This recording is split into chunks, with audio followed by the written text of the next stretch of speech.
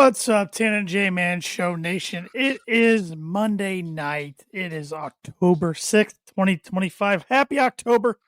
It's everybody out there. Happy Halloween season, I guess. You celebrate.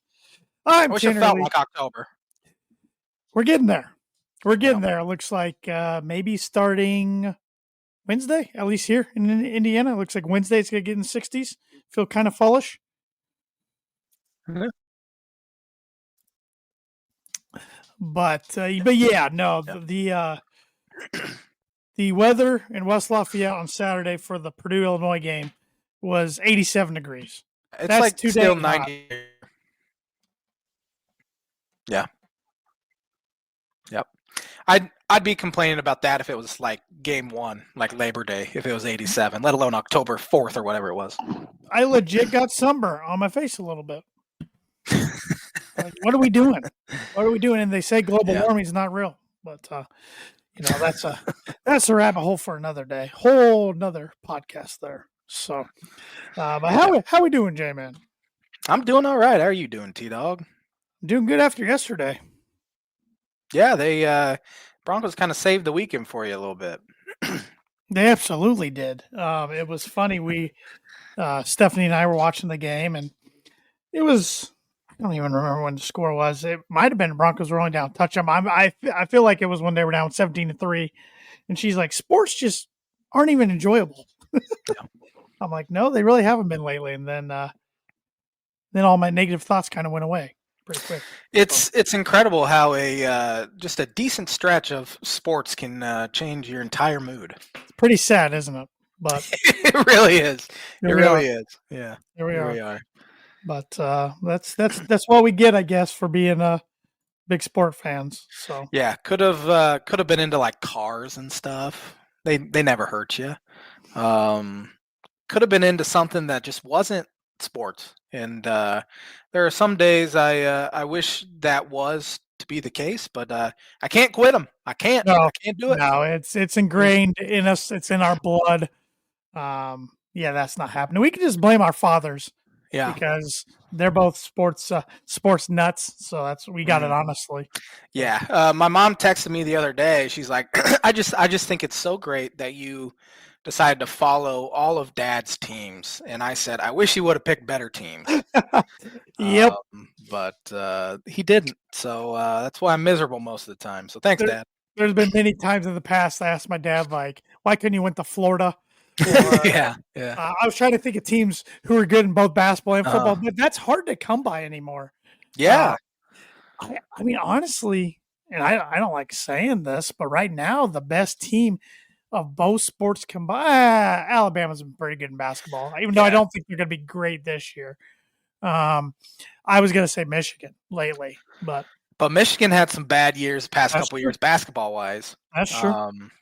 Ohio State's been down basketball wise for a few years now.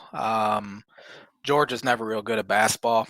Clemson's been okay at basketball. Yeah. Florida, I mean, basketball's good now, but now football's down even though they had a good win. Yeah. But yeah, it is kind of hard because you look around the rest of the Big Ten.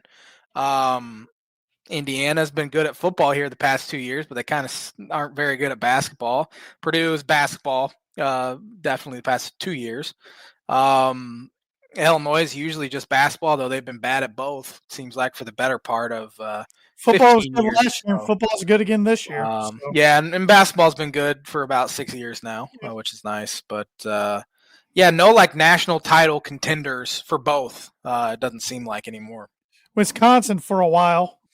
Yeah, definitely. That was a good one. That's a good one. It was kind of they were really good at basketball the same time and football the same time Ohio State was good at both too. Right. They both kind of dried up a little bit, and one a sport or the other. Yeah. Yeah, it's hard to really find a team. I mean, Kentucky stinks at football. We could go for an hour on just this. We could. But I have birdie or bogey for you tonight as an NFL question. I have a 5-stroke lead currently. It is embarrassing. It's October 6th, and I haven't got a single trivia question correct this year. I've got bits and pieces for pars, but I haven't got one. That is just like I shouldn't be a part of the show. I shouldn't be. I've given you some really tough questions, Also, and I'll like, so, yeah. This one I feel confident in you to oh God, get here we go. Here we correctly. go. It's Here we go. you might have seen it because I saw it on Twitter yesterday, so you might have, and I I know don't for a know. fact you follow this same account. Hmm.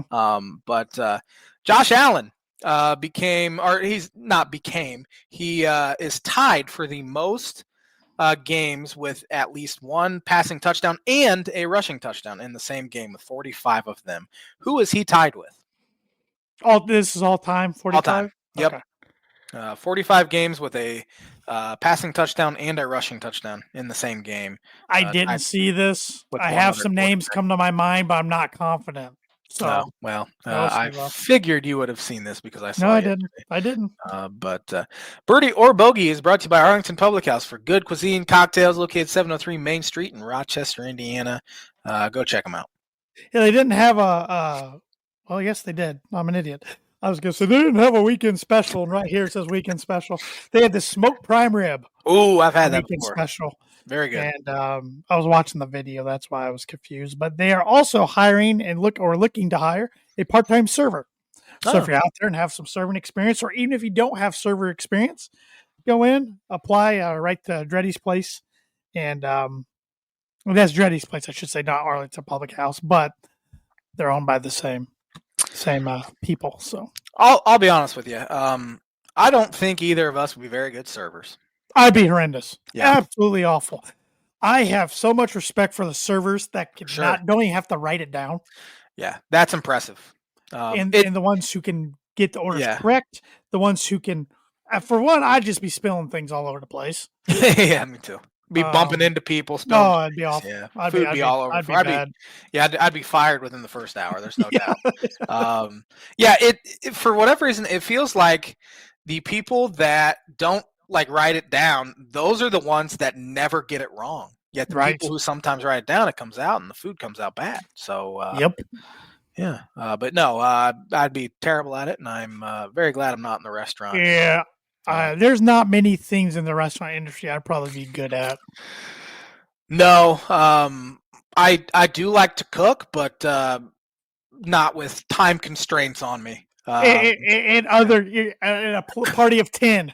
Yeah, waiting for your food. Yeah. I'm good at cooking one thing, but I'm not going to be able to do 5 things at once. I'm a terrible multitasker. You can just ask my wife. That's a bone of contention. Is my inability to multitask, and working in the kitchen would not be for me. I like to think I can pour a beer, but besides that, as far as bartending, nope.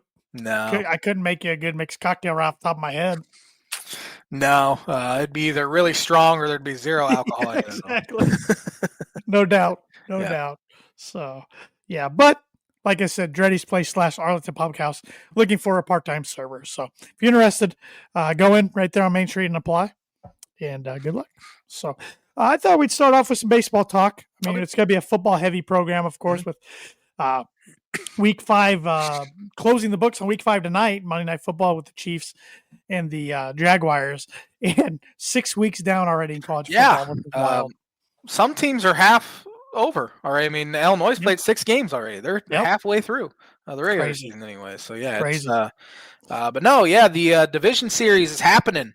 We had the my book last week was all 4 of the wild card games, or all 4 of the wild card series would go 3 games. So and once again, the Cincinnati Reds proved their inability to do anything good, and they got swept. They were so incredibly overmatched. They were. They shouldn't have been a playoff team. They won 83 games, 83 and 79. Should not be a playoff team. But because of the Mets' hilarious collapse, they were. And I will say, though, although we've seen teams in the past like the Phillies and the Diamondbacks make runs to the World Series as 80-some odd win teams. Yeah, Cardinals won the World Series in 2006 with 83 wins. Wow. So, yeah, they just got hot, and they found a way to beat the Mets in 7 games in the championship series, and then I think they ended up sweeping Detroit in that series. But, yeah, they won 83 games. That was not a very good Cardinals team, and they still won the World Series. So, yes, we have seen it. But to your point, they were overmatched. Yeah, and the Dodgers overmatched a lot of teams. So, makes sense. But yeah, we saw the Dodgers advance in 2, and then we saw the Yankees advance in 3. Red Sox became the first team of the wild card series era to win the first one and not win the series, which was kind of funny. But Yankees advanced, and the Tigers beat the Cleveland Guardians in 3, and the Cubs 1 and 3 as well. So I was very happy. That was about as I don't get as excited as I used to when my team wins, but that was about as happy. Why is that, do you think? I don't know if it's age, honestly. Yeah. But do you think the 2016 season has a lot to do with that too? Even though it was 9 years ago, just I mean, you would still love to win a World Series. Don't get me wrong. I mean, anytime, but I don't know. Some of that, like, I don't know what I'm trying to say. Yeah, they did it. I've seen my team win a title. Yeah. I can say I saw my team win a title. I don't know what it is. Really, any sport. It's less so. Illinois basketball is still pretty bad. Watching, I was more nervous during the game 3 because, I mean, up 2, and next thing you know, there's a guy on second and third and 2 outs, and Fernando Tatis Jr. is on deck. And they luckily got a fly out to fairly deep center field. Off the bat, I'm like, oh, geez, that's gone. But PCA was able to keep it in the ballpark. I was about as excited as I've been since probably Game 5 of the NLDS in 2017. I was very happy they moved on.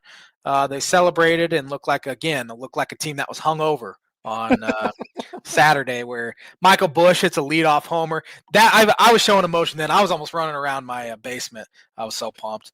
The next thing you know, they found themselves down 6-1 at the end of the first. So that kind of put the damper on it. Yeah. I was at the Purdue Illinois game, and right next to our good buddy Evan Webb, and he looked at a score and he shows me. I'm like, oh my gosh, 6-1 in the first, and then another time he shows me it's like 9-1 in the second. I'm like, what is going on? I'm like, please, because he's usually on his phone more during the games, at the games. I think he gets a little better service, and I don't know. I'm just like watching the game, not on my phone type thing. I'll check scores once in a while, even though Purdue's got a running ticker of the Big Ten games and top 25. I'm like, no offense here, J-Man. I'm like, you got to pull up Josh's Twitter. I would know what he's saying. It went about as bad as humanly possible. Yeah, it did.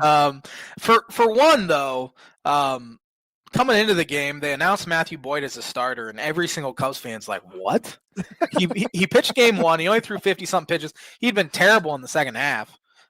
We thought it'd be Javier Assad would start and maybe pitch 3 innings, and then go to Colin Ray or something. They didn't even put Assad on the DS roster. So that was one, and then it turned out to be a disastrous decision. So it kind of validated our opinion while also making us mad. But they need to bounce back tonight. Obviously, you don't want to go down 2-0 in a best of 5. No, your likelihood of winning a series then is very, very small. And they have Shota Imanaga on the mound tonight, who's been again bad in the second half. He can't keep the ball in the ballpark. And hopefully he has it. Last time he pitched in Milwaukee, I don't think he made it through 2. I think he gave up like 8 runs in an inning in the third or something like that. This was back in July. It was bad. Then they face Aaron Ashby, I think his name is. He's a lefty, and I couldn't name you a Brewer pitcher right now.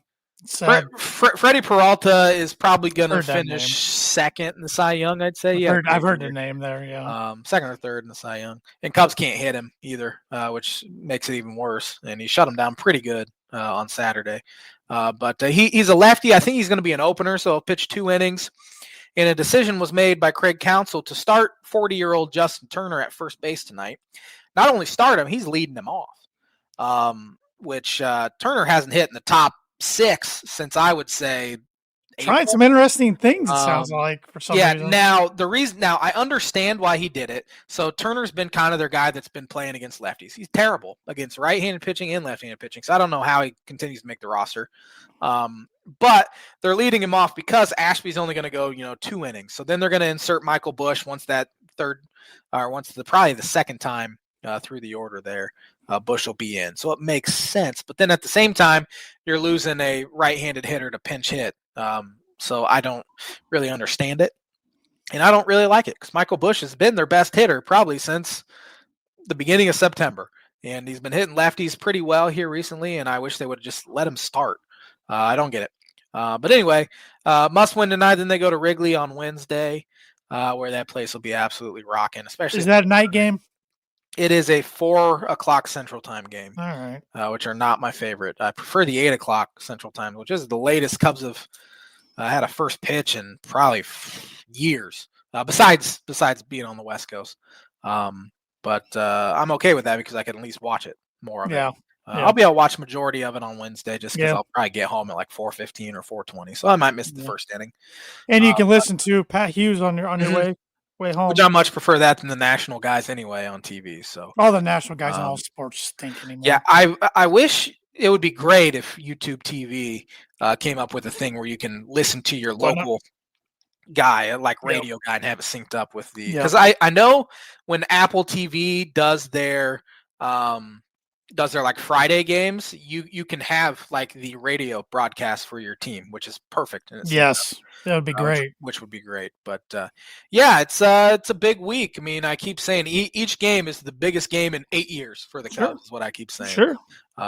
So hopefully they can keep going. But hey, they made it further than I really thought they would, because I thought the Padres would get them. But the Cubs were able to really shut down the Padres stars.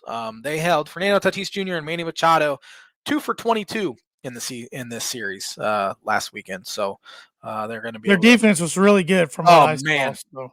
Their defense was awesome. Dansby Swanson didn't do much with the bat during the series, but he probably would have won wild card MVP of that round, because he saved multiple runs on Tuesday and then made some fantastic plays on Thursday as well. So, and that's been the thing with the Cubs. They've had elite defense all year.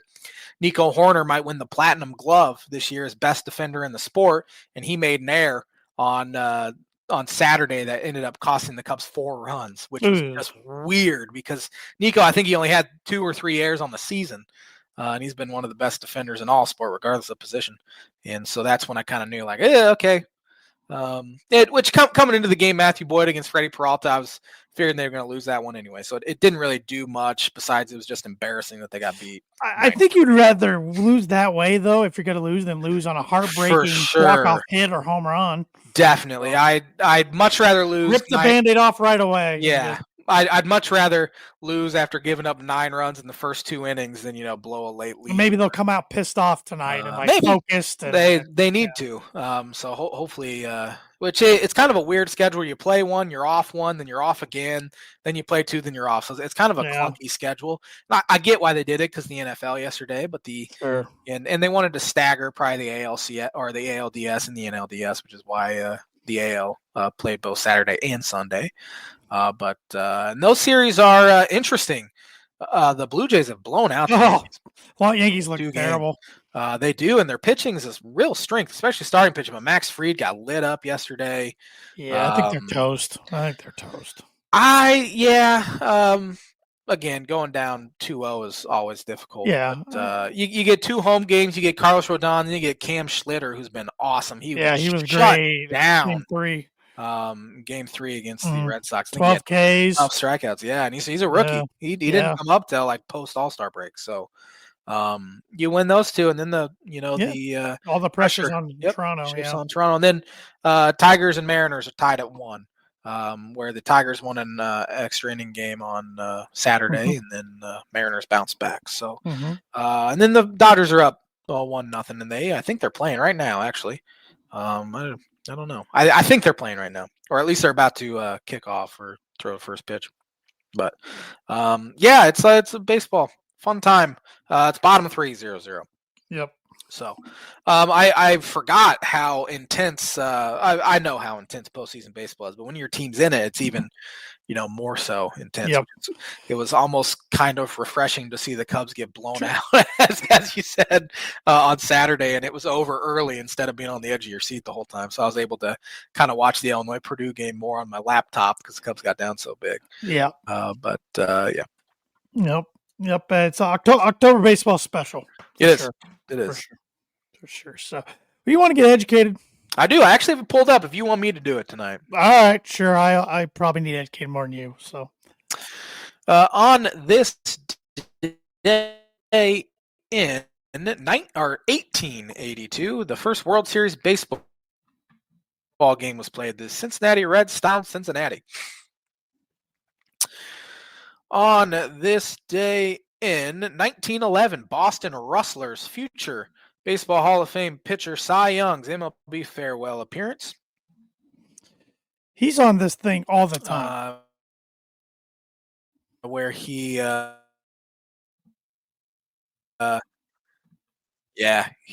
was his 906th career game he pitched, which is just absurd. And he got blown up 13-3. They lost. On this day in 1926, George Herman Babe Ruth became the first MLB player through 2014, 12. That's just 12. He did it against actually a couple of them were off Justin Verlander in game one. On this day in 1945, tavern owner Billy Goat Cianis buys a seat for his goat for Game 4 of the Baseball World Series and is escorted out, casts a goat curse on the Chicago Cubs. I remember back in it would have been after 2003, we got my grandpa a T-shirt that said, "We blew up the ball, now it's time to grill the goat." Yep. Actually, speaking of 2003, on TikTok today, I was scrolling through, and it looked like on this day, or maybe it was yesterday, Cubs won Game 5 of the NLDS to advance to the championship series to face the Marlins. It was their first playoff series win since 1908.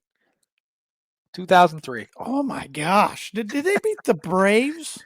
Yeah. Yep. Braves? They beat the Braves in 5. Yep. That is wild. Since it was almost 100 years. Now the thing is, they didn't have. They only had. They didn't really have playoffs. Pennant winners, right? Just pennant winners. They had pennant winners up until probably the 70s, and then I think they had divisions. But then still, it was only a championship series. Like 2 teams made it, so it made it more difficult. Yeah, when you put it in those terms, yeah. But yeah, on this day in, a lot of pennants. A lot of American League and National League Championship Series. 1983, the New York Jets announced they are leaving Shea Stadium for the Meadowlands. They've sucked ever since. Well. On this day in 1993, after 9 seasons and 3 championships with the Chicago Bulls, Michael Jordan announced his first retirement from the NBA. He returned on March 18th, 1995. It would have been fascinating to be old enough to remember those 2 years when he wasn't around in the league. Yeah, that would have been real interesting. No one talks about those years of the 90s either. Except Houston Rocket fans. Yeah. It's the only time they can win. On this day in 1995, the Colorado Avalanche, formerly Quebec Nordiques, played their first NHL game. Do you know who they beat? The first game, I don't, but I'll take a stab at it. Let's go with the LA Kings. I have no idea. Detroit Red Wings. Oh, they were rivals with Red Wings for a long time before the divisions got all intertwined. They used to beat the crap out of each other. 2010, Phillies ace Roy Doc Halladay pitches only the second postseason no-hitter in MLB history in Game 1 of the NLDS, winning 4-0 against the Cincinnati Reds at Citizens Yep, I remember it was against the Reds. Andrew Eiler was crying. I remember where I was at when I watched this game. I was in the basement of my dorm room watching with another Reds fan, which was kind of funny to see his reaction to it. Rest in peace, Doc Halladay. It was a good one. Let's see. There's no more. It's kind of a rough one this week. Not too bad. We've had worse. Definitely. But we've had better, but we've had worse. And that is the On This Day segment, which is brought to you by, like it is every week, Mooney Wood and Laser Crafts. Mooney Wood and Laser Crafts is a veteran-owned and operated woodcraft shop based out of Texas with Indiana grassroots.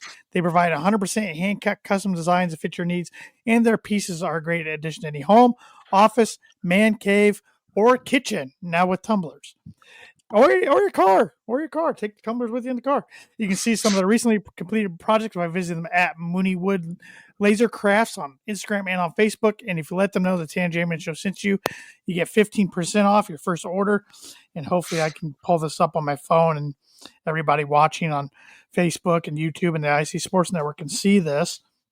But I mean, Thad is getting really good with his detailing.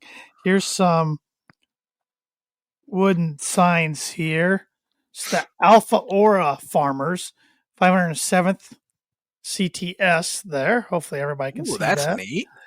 And then he had a tumbler here.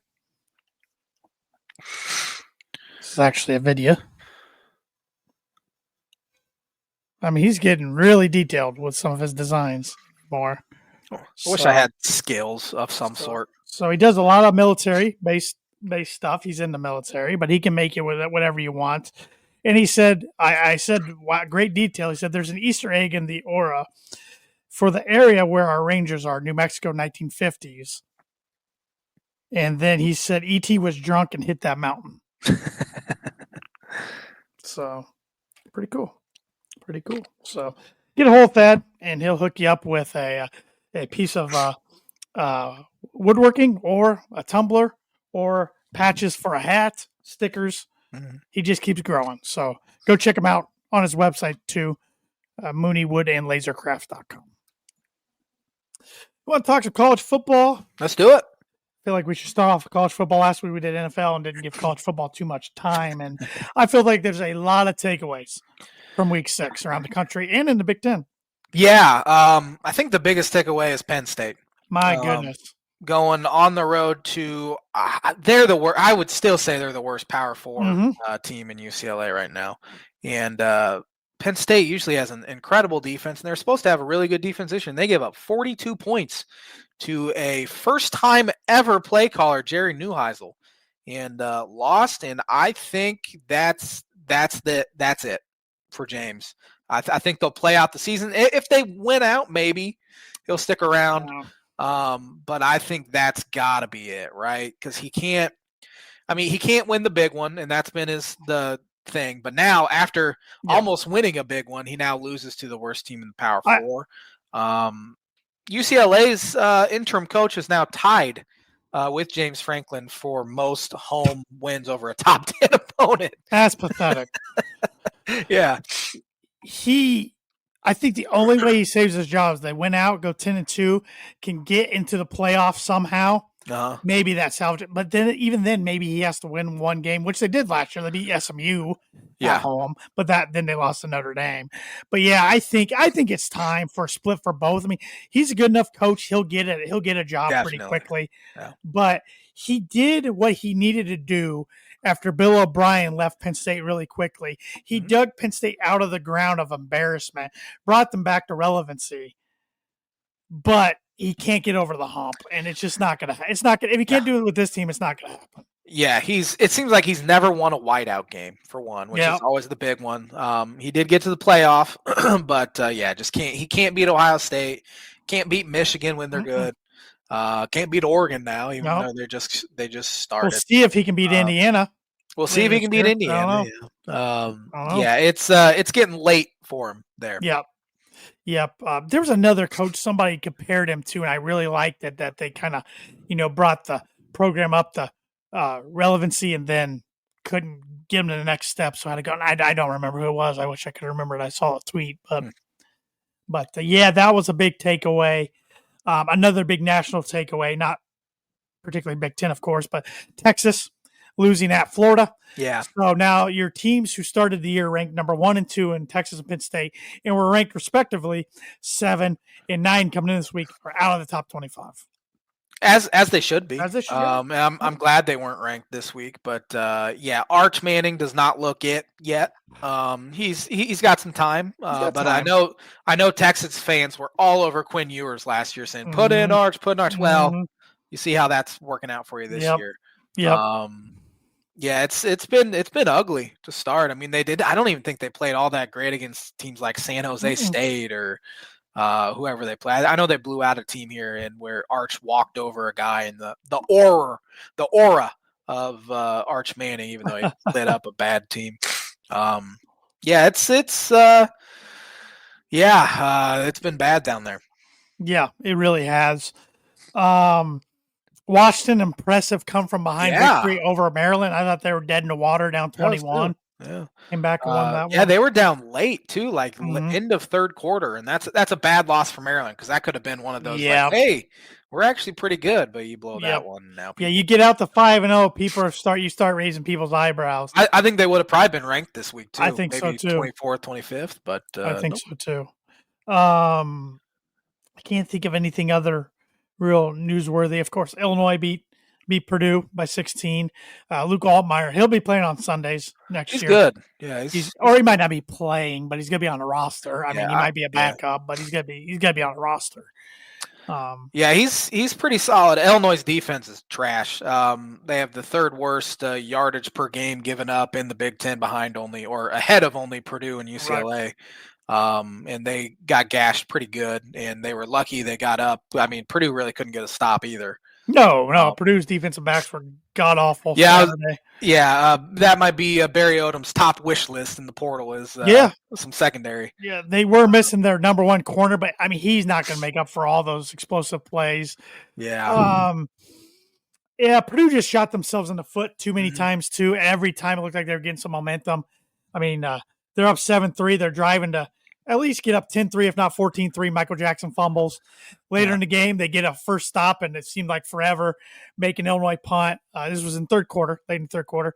Down 9. Michael Jackson fumbles the punt. Yeah. Illinois gets it. And Illinois scores both boom, boom right after those. That just kind of took the wind out of the stadium both times. But Purdue's offense is good enough to win games, but boy, their defense has to improve. And this game this weekend at Minnesota, it starts a 3-game stretch of at Minnesota, at Northwestern, or Rutgers at home. Yeah. Three Winnable. chances to maybe win some games because Yeah. your November's looking rough on the schedule with was at Michigan, Ohio State at home, at Washington, Indiana at home. Yikes. So so we'll see the next 3 weeks what they're made of. But I was just disappointed because I felt like they had opportunities and just couldn't get it done. Yeah, Purdue is way better than last They year. are. I mean, it doesn't Way take better. much. Doesn't No. take much. But Yeah, Luke Altmaier, he's a 5th-year senior. He's he was 19 for 22 or something, and I think he only threw 8 times in the second half. They really tried to establish the run. Yep. They really couldn't do it. Yeah, I was glad to see when they handed it off. I'm like, keep doing that. Yeah. Keep doing that. Because, gosh, he was just torching Purdue. And even when Purdue had good coverage sometimes, he'd drop right in the bucket. I mean, he made some the one right before half was a great throw. Yeah. And the first one after the half was a great throw, but then he was hitting Hank Beatty, who's really, really good. He kind of came onto the scene late last year, like against Northwestern, had a good bowl game, and now he's second in the Big Ten in receiving yards this year. Yeah. So he's very good. But yeah, Luke, he hasn't turned the ball over once this year for 6 games, so which is pretty incredible. That'll win you ball games. Definitely. Yep. But yeah. Speaking of Luke Altmaier, I want to go ahead and do my blind rankings. All right.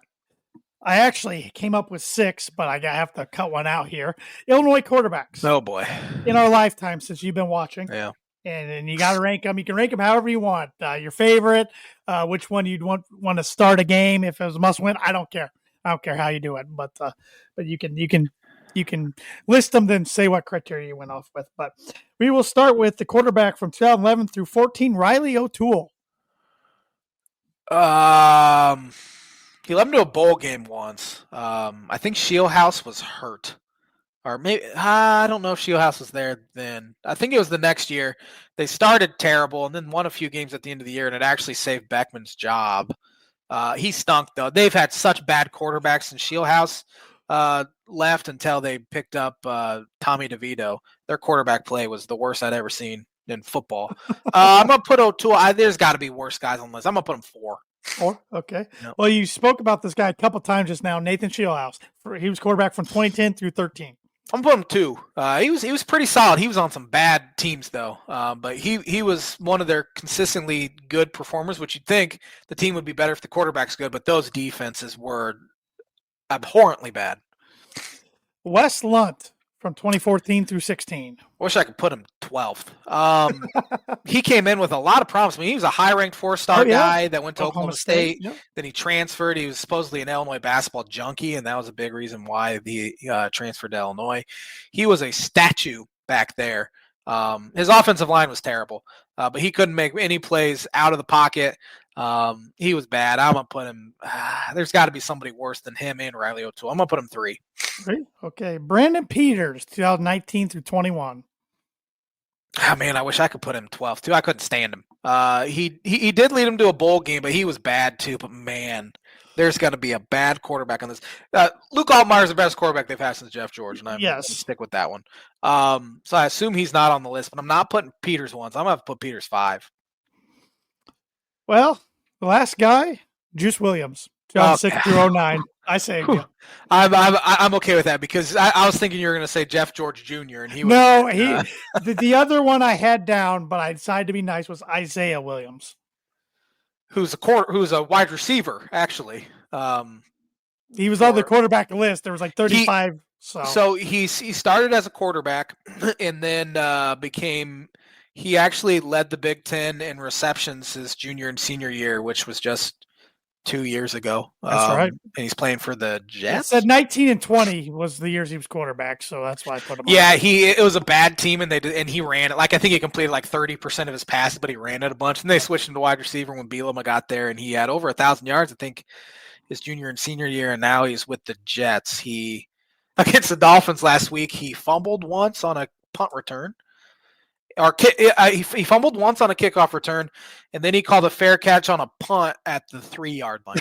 I did see that. Yeah. It's not going very well for Isaiah in the NFL, but he's in it. So, but I gave you Juice from 06 through 09. I figured besides Altmaier, he's the next best one they've probably had since Jeff George. Yeah, I mean Kittner was good too. Yeah, Kittner was good. But I wasn't really watching him back then. Kittner. Yep. Good list. But yeah, there's a lot of bad ones on there. Oh, there was some names on there that I didn't put down. I completely forgot about. So. Yeah. From 2014 through 2021, it was a whole bunch of crap. Yep. I feel you there, though. I could say the same about my school. So that's the blind ranking segment, which is brought to you by, like it is every week, Performer Print 2 Promo Group. If you're looking for a trustworthy, dependable resource for your next trade show, company picnic, or sales meeting in the end of 2025 or 2026, Performer Print 2 Promo Group has over 50 years combined experience in promotional products and commercial print. They strive for fast and efficient response to all your print needs, so you need to look no further. Let them be your one-source print and promotional company today by giving Barbara Van Weinsberg a call at 574-210-3815. All right, you want to pick some games? Let's do it. All right, good slate of Big Ten games this week. We got more of them. We got 9 of them. Last week we only had 7. Starting with a Friday night game, Rutgers at Washington. And I know Washington's favorite, but I haven't seen the line yet. If my phone will load. Washington is a 11.5 point favorite. I have Washington for 6. I got Washington for 8. Late night game, 9 o'clock game. Long trip from Piscataway out to Seattle. I just think Washington's a lot better. Yeah. So taking the Huskies there. Fox, big noon, number 1, Ohio State at number 17, Illinois. Ohio State is a 14.5 point favorite. I have Ohio State for 8. I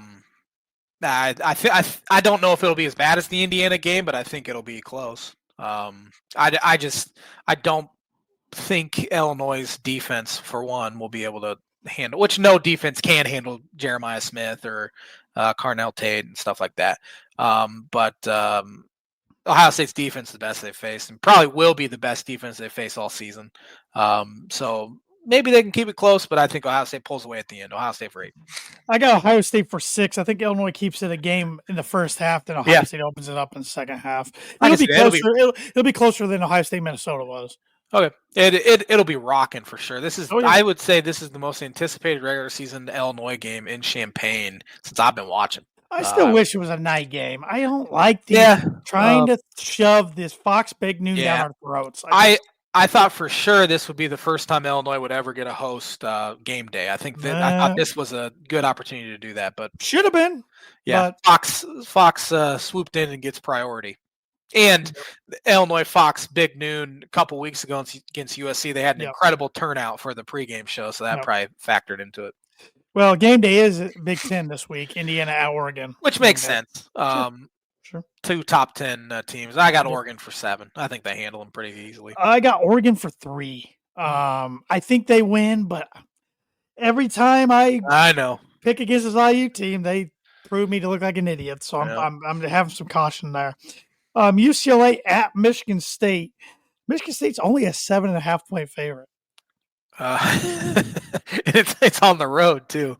Yeah. Or at home for Michigan State. I got Michigan State for 5. I got Michigan State for 7. I don't know a lot about Michigan State. They're maybe the team I know Either. the least amount about in the Big Ten, to be honest, besides their coach and their quarterback. But I think, a lot of that's coming off, UCLA just beat Penn State. Could they make it 2 in a row? I think they come back down to earth. Yep. There's tape on them now. Yeah, yep. Or more tape on what the coaches like. Well, coordinators yeah, and everything. I mean, first time ever play caller who called us first ever plays on. Yeah, Yep. You got some ideas. Nebraska 6.5-point favorite on the road at Maryland. Nebraska, good home win against who'd they play? Michigan State. Michigan State, that's right. Yep. So okay, home win, I guess. I got Nebraska for 1. I'm taking the Terps for 5. Ooh. I don't know why. I'm like, they bounce back, road game. Even though Nebraska will probably have as many fans there as Maryland will. Yeah. I don't know. It was kind of a tough one for me to pick. I don't even know why I landed 5 on it, but there we are. I'm guessing we're going to agree on this one with the winner and points. Northwestern at Penn State, who's a 21.5-point favorite. Yeah. Penn State's not losing again. I got Penn State for 9. If they do, though, oh boy. Oh, if they lose 3 in a row and lose Northwestern, frankly, he might be canned. Yeah, he really might. Yeah. So we already did Indiana and Oregon. Iowa at Wisconsin. Iowa's a 3.5-point favorite. Yeah, first 1 to 13 wins this one. Give me Iowa for 2. I'm taking Wisconsin for 1 because they're at home. Have you seen their schedule, J-Man? Wisconsin's? No. Yes. So they host Iowa, right? Next week, they host Ohio State. Oh, boy. Then they go to Oregon. Then they host Washington. Then they go to Indiana. Then they host Illinois. Then they go to Minnesota. Yeah. Not many wins in there. No, Fickle's done. I see 4 and 8 at best. Yep. I do too. That's best case scenario. Yeah. And I don't think they can justify bringing him back for that. We all thought because he was a good head coach, that was a match made in heaven, and it just has not worked out. It seems like he came in and completely changed what they've been doing forever that made him successful, and it has not gone well. Yep. Purdue at Minnesota. And Minnesota is a 7.5-point favorite. The line opened yesterday at 10.5. So sorry, went down 3 points for some reason. Minnesota beat who'd they beat over the weekend? They got killed by Ohio State. They got killed by Ohio State the week before they won. I'm taking Minnesota for 4 just because they're at home. I got Minnesota for 4 as well. Purdue's 1-6 in that stadium. Yeah. Their last win was the last time they played there in 2022. I got some sad things about Purdue real quick. I want to say Purdue's one of 6 teams in the country without an interception. Yikes. They've only forced 1 turnover. That was a strip sack against Notre Dame. They haven't beat a Power 4 team since they beat Indiana in November of 2023. Oh, get this one. They haven't won a Big Ten road game since November 2022 when Jeff Brom beat Indiana to clinch the Big Ten West. Because Ryan Walters never won a Big Ten road game. Wow. I didn't realize it was that bad. Yeah. It's also the first time Purdue's left the state of Indiana this year. Yeah. Okay. That'll be interesting. Maybe that'll bring a team together. Who knows? I hope I'm wrong, but I'm going Minnesota for 4 as well. Even though I'd love them to win 3 straight over PJ Fleck, because Walters beat Fleck 2 years ago, and then they didn't play last year. Number 15, Michigan at USC. USC's a 2.5-point favorite. This will be the J-Man's Book of Prediction of the Week. Give me the Trojans. 3 points. I think USC beats them. I got the Trojans for 2. I think it'll be a good game, but I think USC is a little more talented as far as athleticism. Michigan's a little tougher in the trenches, maybe, but USC can really throw it around the yard. So they can. USC's defense is terrible, though, especially against the run. So maybe Michigan can get a run game against them. And who's the J-Man's Book of Prediction of the Week sponsored by? Travis Watering Insurance Agency for life, home, auto, business, renters, workers' comp, and farm insurance. Contact Travis 219-869-4561. But top 25 games got interesting one Friday night. The newly ranked number 24, ranked again, South Florida Bulls are 4-1. They travel to face 5-0 North Texas. But South Florida is a 1.5-point favorite. Give me South Florida. Alex Golash and the boys. I'll take the Mean Green, North Texas. They better try to get Golish pay the man pretty soon because there's a lot of jobs open, and Yeah. I don't know if he'll be staying in Tampa much longer. Yeah, I mean, Florida might open for one. Yeah. Number 8, Alabama, 2.5-point favorite at number 14, Missouri, 5-0. The interesting thing is Missouri's quarterback is Bo Pribula, who was Penn State's backup last year, and he's having a much better year than I haven't watched Missouri, so I hope he started for them now that I say that. But he's having a better – but Missouri as a team is having a better year than Drew Allers at Penn State. Give me Alabama, though. I'm taking Alabama in a close one. They took care of business after being down for a little bit against Vanderbilt. Yep. They're starting to find their flow. Simpson's starting to play good football. They're starting to find things out. I just can't believe the point spread on this one. Number 4, Ole Miss, and they're ranked number 4. 32.5-point favorites at home against Washington State. Yikes. Has Washington State won a game yet? 3-2. Oh, they've won more than I thought.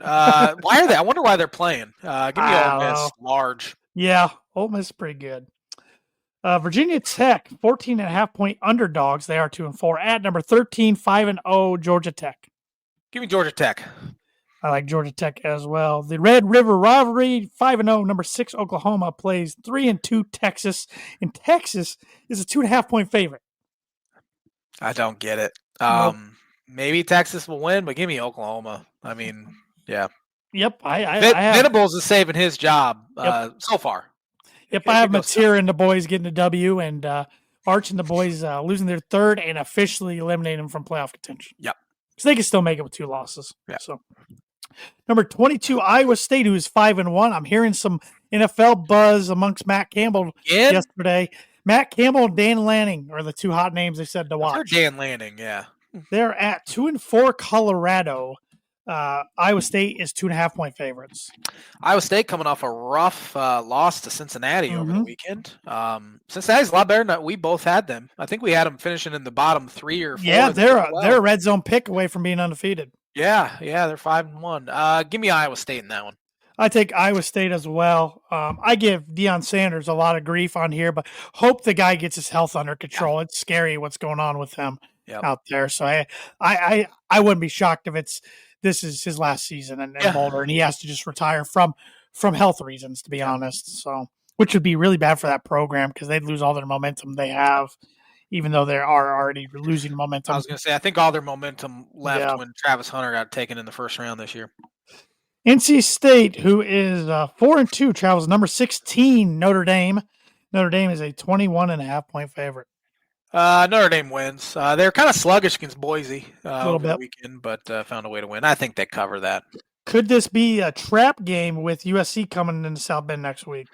Maybe. But I mean, they already have 2 losses. They got to be as locked in as possible. Yep, I like Notre Dame to win this one. Bobby Petrino and the Hogs travel to number 12, Tennessee, who's 4-1 and a 12.5-point favorite. Give me Tennessee. I think they're pretty good. Yep. Texas A&M, number 5 in the country, 5-0, hosts 2-3 Florida, and A&M is a 7.5-point favorite. Give me A&M. I agree. Number 10, Georgia, 4-1, travels to 3-2 Auburn. Georgia is a 3.5-point favorite. That's it, huh? Give me Georgia. I like Georgia as well. Kansas, who is 4-2, travels to number 9, 5-0 Texas Tech, who is a 13.5-point favorite. Texas Tech is sneaky good program there. Sneaky good team. But give me a lot of money. I think they've spent more money than anybody. They have, I like the Red Raiders. South Carolina, 9.5-point dogs at number 11 LSU. Give me LSU. I agree. Here's a good team that not a lot of people are talking about. Number 18, BYU, 5-0. Travels to 4-1 Arizona. BYU's only a 1.5-point favorite. Arizona's better than we thought they'd be too. But give me the Mormons. I'll take the Wildcats to be different. Yeah. I feel like we got to differ somewhere. In number 21, Arizona State 4-1 travels to 4-1 Utah. Utah is not ranked, but they're 5.5-point favorites in this. Give me the Utes. Give me the Utes at home. That place will be rocking. Yeah, will. There's some really good home environments in the Big 12. Yeah, definitely. But I'm taking Arizona State. Forks up. So, but that will do it. Unless you have anything else in college football you wanted to talk about. Nope. So, all right. Well, let's get into the NFL. Week 5 has been entertaining so far. Tonight's Kansas City at Jacksonville, which is a big game for both teams. But let's go with our 3 winners, 3 losers. I will let you start with your first winner. San Francisco 49ers on Thursday night. Good win against the LA Rams. They almost choked her away, but found a way to win. And, man, Mac Jones might be a little better than Brock Purdy. No.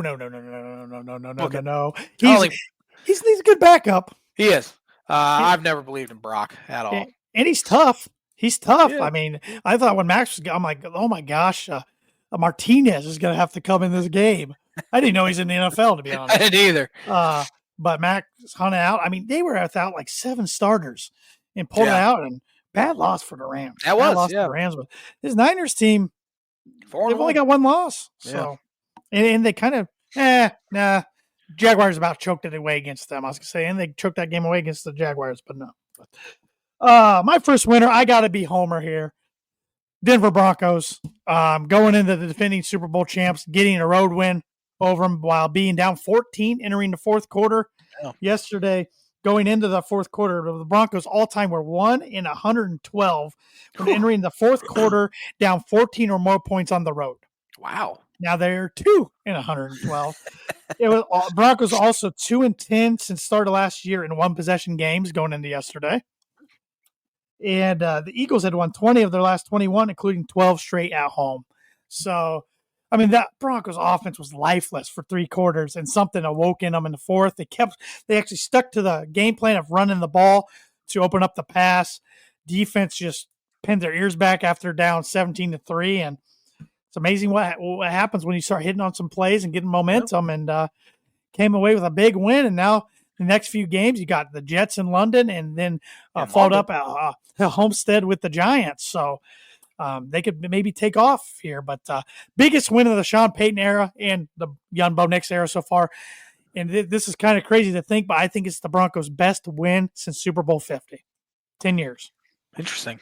I don't know what other regular season game would be. That's a good point. And they just made the playoffs last year for the first time to Super Bowl 50. So not a lot to compare to it. So felt good. So I've been riding cloud 9 today, except it came out starting left guard Ben Powers is out for the next 2 months on IR. Oh, so that's a blow to a pretty good offensive line, but hopefully next man up there. So my second winner is the New England Patriots. Mm-hmm.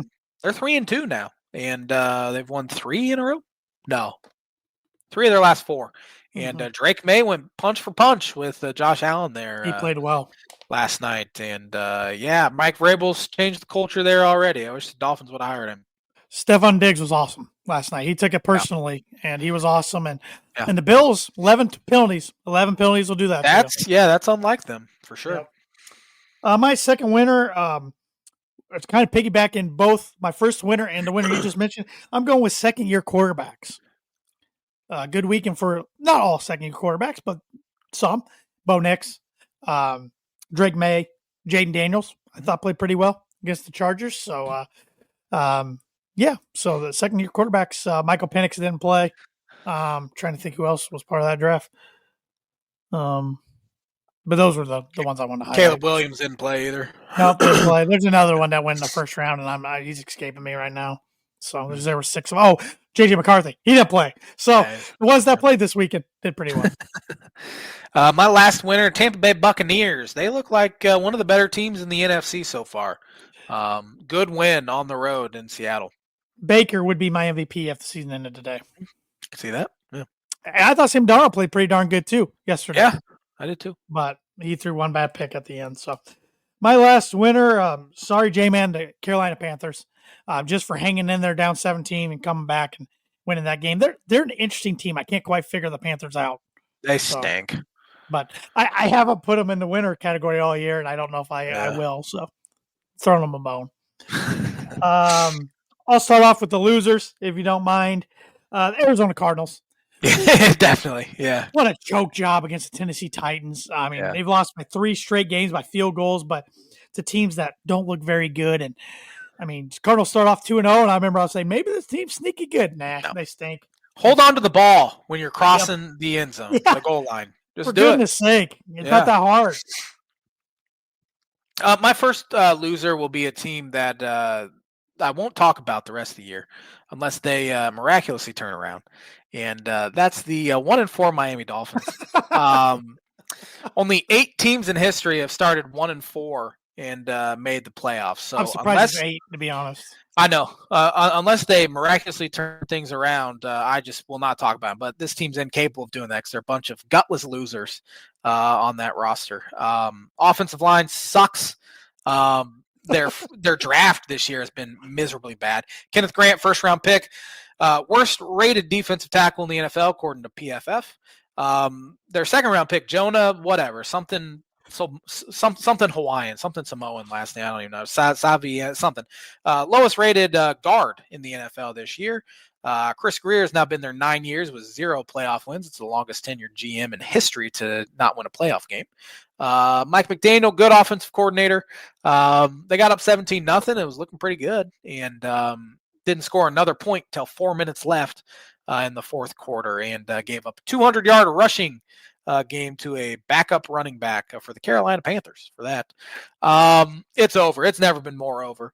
And I especially knew that when I was watching on TV. You know, I used to be like on the edge of my seat during the entire game. Now I was sitting in my Chase Lounge and I was TikToking the entire game, looking up at the game. Okay. It was zero emotion. So it's over. Over. Yeah, and I think Tyreek Hill's career is done as a Dolphin. Yeah, he's done. I mean, they already announced pretty much. I mean, there's reports that they're going to release him anyway. But I saw on the NFL page of ESPN.com that Mike McDaniel said that Stephen Ross is frustrated, unhappy. I'm like, well, no dip. Yeah, he's an owner. Why would he be happy with starting 1-4? After every single loss, I hate the Miami media because they ask him after every single loss, "What did Stephen Ross say to you today?" Like, what's he supposed to say? Yeah. Oh, he's really mad at me. He's going to fire me. Like, come on, guys. Yeah. Yep. My second loser, LA Rams. We kind of hit on it with your winner pick of the Niners, but just when I want to believe in the Rams, they lose a tough one at Philadelphia, block field goal, come back and beat the Colts, then lose this one to a banged up Niner team in the division. Yeah. That could come back to haunt them later on this year. Yeah. New York Giants. That's a bad loss to a bad Saints team. You did? You did. Good call. My last loser, the Chargers' health. Year in, year out, this team cannot stay healthy. They're down 3 linemen now. Now, Marion Hampton's on the IR. Oh, boy. I mean, I get on Justin Herbert, but, man, when you're taking away weapons and protection, I don't know what the guy's supposed to do. And now the Chargers have lost 2 straight. Now the AFC West is tied, Chargers and Broncos and Chiefs if they win tonight. So, there we go. Baltimore Ravens, my last loser. Oh, boy. Even without Lamar, you got to be more competitive against them. One, in my opinion, a bad Texans team. Yeah, it's a weird Ravens team for sure. Thursday night. Go ahead. Thursday night or Eagles at Giants. Yay, another NFC East. Eagles for 13. I got the Eagles for 13 as well. Broncos at Jets. It's in London. Broncos for 12. I got the Broncos for 14. This Jets team is bad. Only winless team in the league. And I mean, we've seen a lot of bad Jets teams. Yeah. This one's really bad. It might be a one and done for Aaron. And here we go. Now the Jets are going to be the Broncos. I want to talk about trash. Arizona Cardinals at Indianapolis Colts. Colts are throttling people. I give them credit. But, man, their schedule's been kind of Schedule's been pretty easy. They got to beat who they play, though. Yeah, Yep. Colts for 14. I got the Colts for 12, so we're right in line here. Rams at Ravens. Rams at Ravens. I have the Rams for 7. I got the Rams for 7 as well. This is getting really weird. Browns at Steelers. I have Pittsburgh for 10. I got Pittsburgh for 11. Seahawks at Jaguars. Let's see. I have Seahawks for 6. I wish I could watch the Jags play tonight. I picked them to win tonight, so I think they pulled the upset off tonight, and I got them for 4. I'm on this Jags train all of a sudden just to make you mad. I don't like it. Chargers at Dolphins. Chargers for 11. I got the Chargers for 6. Done, both teams need that game. Nah, Dolphins are done. Lose out. Cowboys at Panthers. Cowboys for 5. I got the Cowboys for 10. Where was this Javonte Williams when he played in Denver? New England Patriots at New Orleans Saints. Pats for 2. I picked this game before I saw Pats win last night, but Pats for 2. I got the Patriots for 9. I think if they can beat the Bills, they can go. Even though if the Saints can win this game, all of a sudden they got 2 in a row. But I think Patriots take care of them. Yeah. Suckfest Titans at Raiders. I have the Raiders just because they're the home team. I have the Raiders for 3. I got the Raiders for 1 for that exact reason. But, man, they looked lifeless yesterday. San Francisco 49ers and Tampa Bay Buccaneers. Give me the Bucks for 4. I got the Bucks for 2. Cincinnati Bengals at Green Bay Packers. Packers for 15. I got the Packers for 15. Bengals are done. Yeah. A lot of people are like, what should they do about the quarterback situation? Nothing. You're not going to – there's no reason to go do something else. You're not going to win. Just punt on the season, unfortunately. So, yeah, it's just a bad situation there. Detroit Lions at Kansas City Chiefs Sunday Night Football. This will be a fun one.